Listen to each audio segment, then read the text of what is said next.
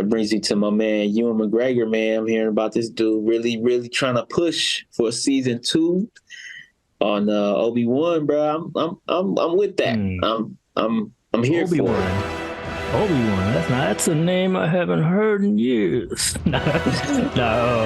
Always tripped out, man. Obi-Wan's a crazy character, man. Like, even in the first Star Wars, man, he just has a presence about him, you know what I'm saying? He was like, you could tell he was about his business. He sliced the old boy's arm off and shit in the bar. No hesitation, like, stay away, stay back. Right? I told you, you know what I'm saying? Like, he'll warn you. Dudes keep pressing upon him and shit. He was no joke. Now, Kenobi was, it was kind of, like, I liked the last scene with him and Vader and that whole dialogue and, you know, Vader with the mask off and all that kind of shit. But I did feel like it also had some weak episodes, like the 4th episode where they go to that prison that's in the fucking water. Like, it's a cool looking set piece, but the actual, like, the interrogation of Leia I thought was kind of weak. And it just does some goofy shit in there. Like when he was trying to hide her in his, like, the trench coat and shit and trying to, like, even to tell me nobody noticed this shit. Like, come on, man. Yeah. And see, that's what I like. Okay, so the thing is I agree with you. There were some things in there. There was some little filler episodes. Some little, you know, I feel like with proper notes from the first season, rolling into the second season, it could be quite dope. You really got to do your homework on that one because, you know, we don't want it to seem forced at the same time. It's like you ended it really well. We seen Qui-Gon, all that stuff like that. That's solid. At the very end, where do we go from here? Needs to be something. And it's like, I don't want you to spend 5 or 6 episodes getting this man his powers back that he forgot about again. Don't you do that damn shit. Like, that was kind of like a video game too. Like, you know, when you start a sequel to a video game, when the previous one you had already built your character up, he knows shit. Then all of a sudden you get to the sequel, you got to relearn. I'm like, hold on, man, like he should know this already. You know what I'm saying? He done forgot all the force. Oh, I don't know how to do it. But see, the thing is like Obi-Wan reminded me of like Wolverine on the movie when you kick him in the balls and then all of a sudden he just turned like he flipped out and he just like Obi-Wan. It was like until he got pissed. Once he got pissed off at Vader, he remembered exactly who he was. He was like, you know what? Fuck this. I done whooped your ass before. I'll do it again. General Kenobi on me. Yo. Yeah, Vader is hot. He was like, he didn't even want to do over. He didn't request a rematch after this one. He was just like, damn. Yeah. He was out of breath and shit. He was like, bro, like he got petty too, because he like Obi-Wan got petty because then he threw all them rocks on Obi-Wan in that little pit. He was like, when he got out, that's exactly when he threw all them rocks back. I thought that shit was funny as fuck because Vader was like, he's like, oh. It reminded me of that scene in Daredevil from season 3 when what's his name, Bullseye or whatever the fuck, was throwing shit at Kingpin, and Kingpin was like, it just looked fucking funny. I'm just sorry, it just looks hilarious. Like Macaulay Culkin swatting bees in my girl. It's like what the fuck, like an office fight or some shit. That shit was funny. Yo, it's the guts, bro. Like I thoroughly enjoyed. Like I would have sat through Obi-Wan, the season 1, 2 times over just for that fight scene, bro. That fight scene was epic. I mean, I was literally on my feet, bro. Like, it was hella emotional too, bro. It was deep. It was deep. Like, it was dope. It was dope as hell. And I mean, honestly, leaving it there is really dope. Like, you know, especially if you don't want to involve Vader. I get it if you don't want to involve Vader no more. Yeah, because then it's like, then it's kind of cheap. Like, okay, how many times did he really fight Vader? Like, you know what I mean?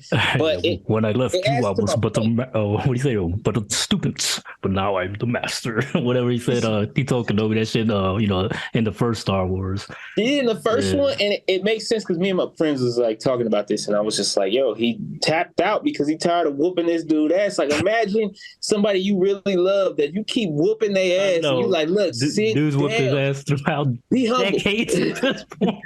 Damn, dog. It's like, I'm gonna just take a knee because you about to make me like, because he already done toasted him crispy, bro. Chopped off his legs. They had to put this man in a microwave box just to walk around and sit and breathe with asthma. Breathe with asthma. Like, he like, look, dude, I don't know what else I can do to you, bro. I know, right? And then I think it's funny though. At the end, Palpatine's like, he's pretty much telling Vader, "Hey man, you need to let that shit go." And, you know what I'm saying? Just get your mind off Kenobi. Get on the gameplay. I think Palpatine knew, bro. I like, turtles, man. look, It could be a brain. Palpatine should have, like, if you face that dude again, he might just kill your ass. So chill the fuck out. Or worse. Yeah. I know, leave him with less fucking arms and shit. For real, just a box with some Vader things in it. Like, here, just his head. Just your boy. Like, you want to scrape that up and put it in some kind of machine to make him RoboCop or something. I understand. Yeah, but keep sending them back. I'm gonna send them back in smaller increments. Is what I'm telling you. But what was cool though, I like the way it delved into the psychology. I can't say the word right now. Psychology of Darth Vader, in the sense that they showed that he has kind of a split personality going on between Anakin and Vader, and that's kind of real in the sense, like, people that go through really traumatic events, you know, they might end up having a split personality to deal with the trauma that they went through in their life. You know what I mean? And that's what causes a dissociative identity disorder. And that's what Vader kind of seems like he has, because he keeps referring to Vader and Anakin as two different people. You know? And so that's always been a thing in all the Star Wars movies that he's been in. So I think that was cool that they show that. That's what, like, when he tells Obi-Wan, what do you say? You didn't fail. You didn't fail me.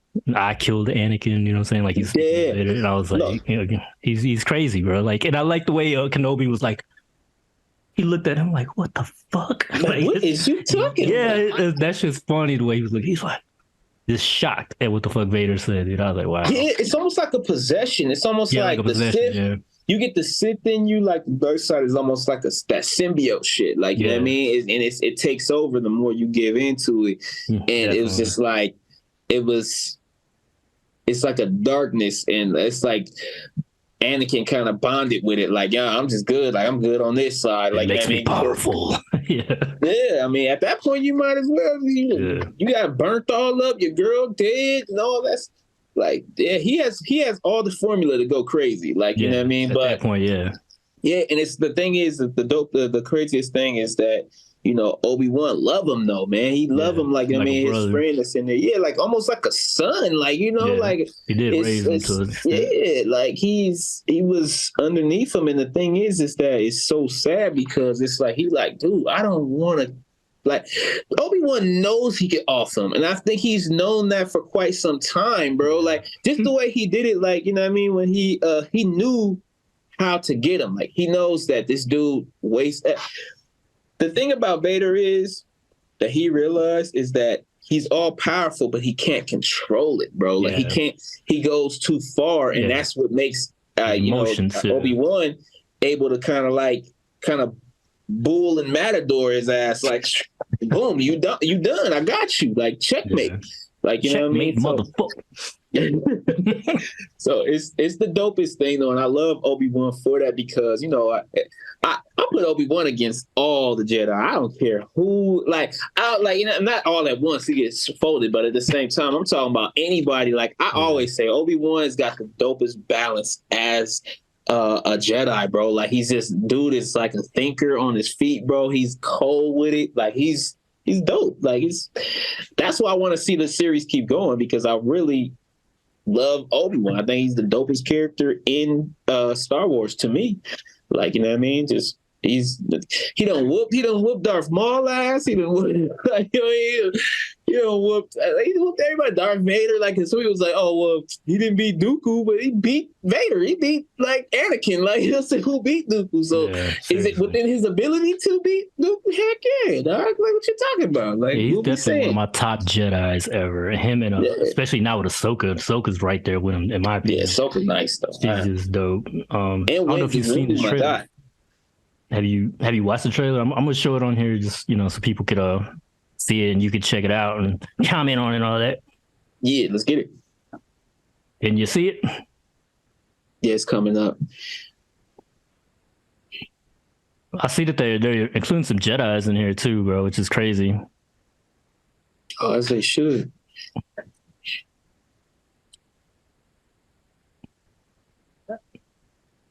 Oh, that looks like dope. They got a nice little budget too.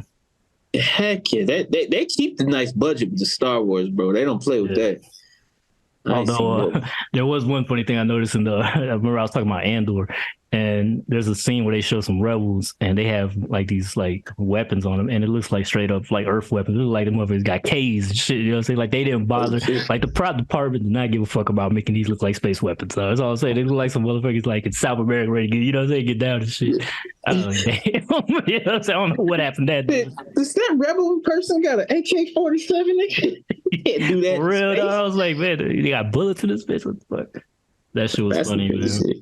That's crazy. I'm looking for the Ahsoka, and I hope that you know what I'm saying, they could maybe have some flashbacks with Anakin or something, or maybe she could have a Force ghost or talking, because she never did get that peace between her, you know, because when Clone Wars ended, she was kind of broken, you know what I'm saying? It was a sad ending, you know what I'm saying? Vader, you know, the Anakin she knew was already flipped to the dark side, and everything, you know, her whole world crumbled. You know what I'm saying? So that was a pretty sad ending. And then in Rebels, she fought him, and she you know, she did like Kenobi, she sliced half his, you know what I'm saying, and half his shit off. And he was like, Ahsoka, you know, and so he does remember her and everything, and I think that's cool. And I would just think that she's met Luke now, so she knows that Luke was able to save Vader, you know, Anakin. So it would be cool if they actually have some sort of thing like that in the you know, saying in the show, bro. Like I think. Yeah, no, they really should, because you know, like it's like looking at the timeline of everything and stuff like that. I would love if they, you know, brought Luke back a little bit and Ahsoka, like, you know, and just at the timeline of it, and you get to see, like, you know, just some other characters that we know pop up in her timeline, because her timeline is like perfect for some of the things that we would want to see, because there's a big gap between you know, what is it, Star Wars Episode 3, and then, you know, then all of a sudden to whatever it is, trilogy. The new trilogy. They need to fill in that gap, and that's what they're doing with these new shows like Mandalorian, Ahsoka, Andor. Well, no, actually, my bad. No, Andor's set before the original trilogy. But the new shows, I think what Dave Filoni and all them are trying to do, they're just trying to fill in that gap and try to make the sequels seem better than they actually were in terms of story. Because, you know, the movies kind of just went in and they didn't really explain what the fuck happened. I was like, what the fuck? Why is there a new order? I thought they were defeated. You know what I mean? Like, it left a lot of questions. And so cool. they gotta get people in there to make sure to get the order right, because the last thing we want is y'all to act like X-Men, man. The X-Men films, bro, they don't even know where they at no more. They like, who the good luck following that shit.